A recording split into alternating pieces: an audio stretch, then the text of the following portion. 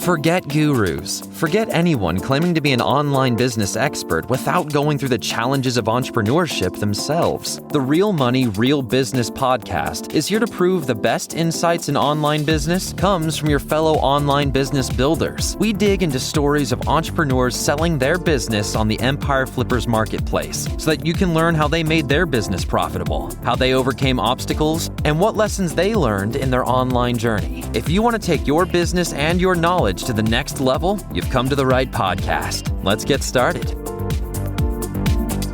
Hey everyone, welcome to another episode of the Real Money, Real Business podcast. We record these interviews so that potential buyers can learn more about the business and the seller to help them make an informed buying decision. If you would like to learn more about this business, including details like what type of business it is, how much revenue and profit it makes, and all of the assets included with the business, simply visit empireflippers.com/marketplace and search for this business's listing number, which you can find in the video thumbnail and in the description. Or if you're watching this on YouTube, you can click the link in the description to go straight to the listing. So without further ado, let's get into this interview. First up, let's learn a little bit about you. Can you tell us about your background in building and running online businesses? Yeah, so I began doing e-commerce roughly in 2022, right when I finished my studies in France. So currently I'm 24 years old. And for 3 years, I was trying different strategies when it came to e-commerce and dropshipping. So I was doing Meta ads, TikTok ads, Snapchat ads, and Google ads. And to be honest, some of them worked, some of them didn't, but it wasn't super stable and it wasn't super profitable. And actually, the most important part for me and the most, to have a business that's viable long term was to have a stable source of income. And Meta, TikTok ads, stuff like that, never really provided that. So then I moved to Pinterest around 2025. I was just trying new things, to be honest. And I really discovered this new platform to run ads on that literally nobody is running on. And the main, I'd say, good thing about Pinterest is that you can launch an ad campaign, and once the campaign is profitable, so after a couple of days, you literally don't even have to touch the campaign anymore. It's just going to make you money for months and months and months and months. And I've got campaigns currently running that I launched like over a year ago at this point, and they're still making me money to this day. That's what's great about Pinterest. And so what I did to answer the question is I structured my entire e-commerce store around this Pinterest kind of stacking winning campaigns strategy. So I have a team creating different product pages and launching different products. If the products aren't profitable after 16 days, I cut them. If they are, well, I just leave them be and they'll make me money, and then I'll move to the next product and stack winning products. And it's super stable. Like honestly, very stable. The only problem I've gotten to this day was fulfillment. My old fulfillment partner was very bad. So we had a few complaints, but we transitioned ever since. We transitioned in February, and things are way better now. So at this point, the only thing left to do is just to scale with the store. But in my particular case, and I'll answer this in a further question, I won't be able to do this because of tax reasons. But I'll explain this in the next question. Why are you selling the business now instead of keeping it and growing it further? So as I said before, this is a business where I stack winning products. So it's very stable and very profitable once you have that kind of movement, that's set up. However, here's the main issue for me. Listen, I'm from France, and France is one of the worst, if not the worst countries in the world when it comes to taxes. Basically, there were calculations made by the OECD on the total tax rate in France. And basically for $1 you make in France, the state or the tax authorities tax you 66%. So the effective tax rate in France is 66%. Obviously, at the beginning, I just created my French company and started my business like that because I wasn't making much money. But then I realized that if I want to compound my growth in many different areas, not just e-commerce, I need to get the hell out of France. So this is what I'm doing. I'm moving my entire tax structure outside of France to a more favorable jurisdiction. So I'm closing all my bank accounts. I'm closing all my companies. I'm closing literally everything. So this is why I'm selling this store, because I'm starting from scratch with some good cash, I guess, and assets that I made through the French company and setting up shop in a different jurisdiction because it's not possible to grow at a fast pace in France where you're taxed 66%.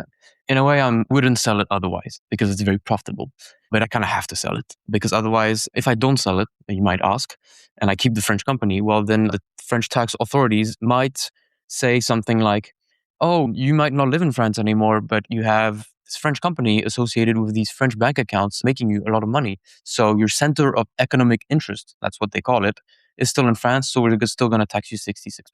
So it's fucked up, but I have no choice in a way but to exit my company as a whole. So I'm selling this website and I'm actually selling other websites too.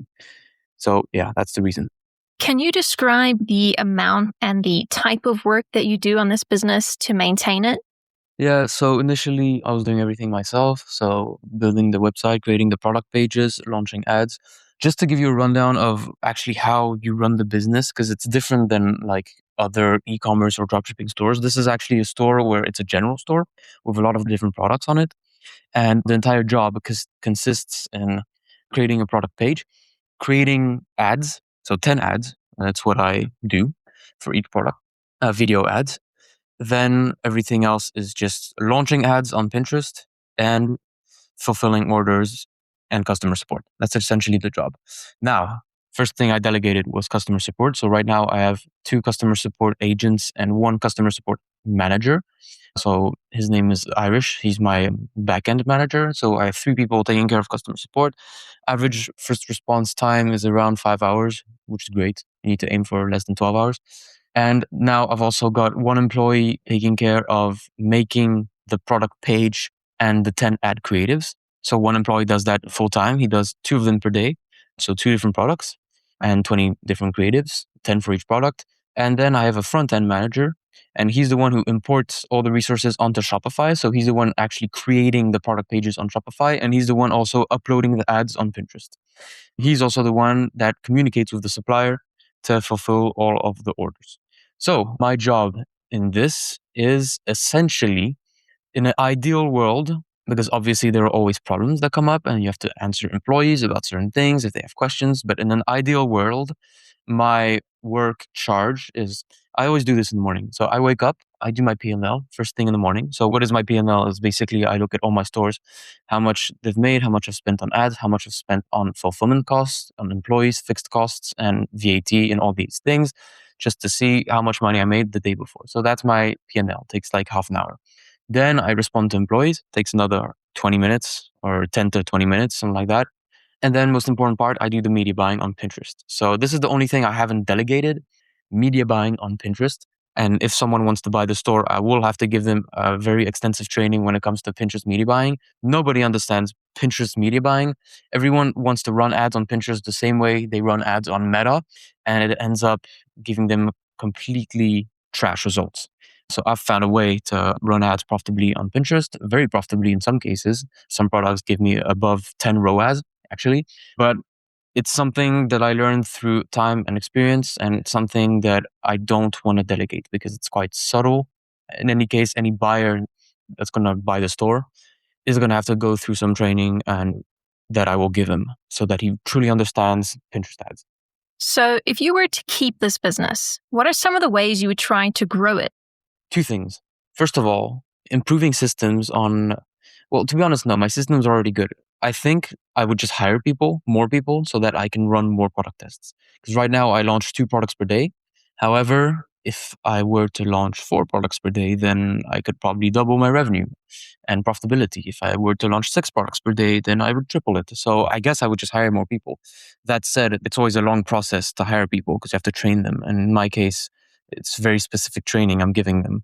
But yeah, so that's the first way. I would just hire people so that I can do more volume, more product tests, because more product tests on Pinterest equals more money. I'm repeating this, but it's very important. On Pinterest, unlike Meta, where you're running ads and then the ads die out, on Pinterest, this isn't the case. The ads can run for a very long time. So you're essentially stacking winners. So you're making more money the more products you test. So I would do that. I would just test more products. That's the first thing I would do to grow it. Second thing is I would try different advertising platforms, not Meta or, the usual suspects, but I always like to look where nobody's looking. And that's how I've made my money, to be honest, because nobody was looking at Pinterest. But I would look at stuff like YouTube ads. YouTube Shorts are very popular these days. Bing ads. Bing has a very large audience of 50-plus-year-old people with high consumer, buying power, and nobody utilizes Bing ads. I would do maybe Twitter ads because there's a lot of active users on Twitter. So yeah, I would test more products and I would explore other advertising platforms that are not the usual suspects. Right. And what would you say are the biggest risks with this business that buyers should be aware of? I think the biggest risk with this business model is that the buyer doesn't understand the business model. Is that the buyer thinks it's just a dropshipping store where you can launch one product and scale one product and it's going to die out. Pinterest, you have to kind of rewire your brain and not think in terms of meta ads or TikTok ads. You have to think in terms of stacking winners on Pinterest ads. And that comes with understanding the media buying. So I think another big risk would be just sell the store to a buyer, but not actually train him or her when it comes to media buying on Pinterest, because that's the most important part. And another risk, I guess, would be for customer satisfaction, because we are completely transparently, we are shipping from China. So I have a very good fulfillment partner that has good quality products. But when you're testing so many products, sometimes there are cracks, I guess, in the system. And maybe one product is not the right size or some product is low quality. So you have to communicate with the supplier with that. I have an employee that does that full time, my front end manager. But aside from the media buying, it's the biggest risk. So you really have to be on top of that. And well, I guess your manager has to be on top of that because I'm not the one taking care of that. He is. I guess another risk is people finding out about Pinterest and about how crazy the platform is, because I have 50-cent CPMs. So I have so much traffic going on my website and it's just obscene that no one knows about it and everyone's focused on Meta. So I guess one of the other risks could be competition slowly figuring out that Pinterest is a great platform to advertise on. And so you would slowly get more competition. That being said, Pinterest is also a platform that is growing its user base quite a lot. They're gaining millions of monthly active users each month. So with that, CPMs are also going down at the same time. So competition is increasing, CPMs, but the audience is also increasing. So the CPMs are roughly the same for now. But yeah, those are the risks. How much support are you willing to offer the buyer who acquires this business? Yeah, when it comes to support, there will need to be support, because I think that if I were to sell the store and then just leave you with it, it wouldn't grow. It would probably be stable because there are products already running, but it wouldn't grow. And any buyer that wants to buy an asset wants something that's growing. So yes, I will support, of course. The main thing we will be discussing is the system I've implemented, because I have quite a detailed system when it comes to which employee does what and what SOP they follow. So I would basically explain all of that. And the second thing, and the most important part, is I would train you when it comes to media buying on Pinterest. Because again, Pinterest media buying is completely different than Meta media buying. And you have to understand how it works. Otherwise, you're not going to be profitable.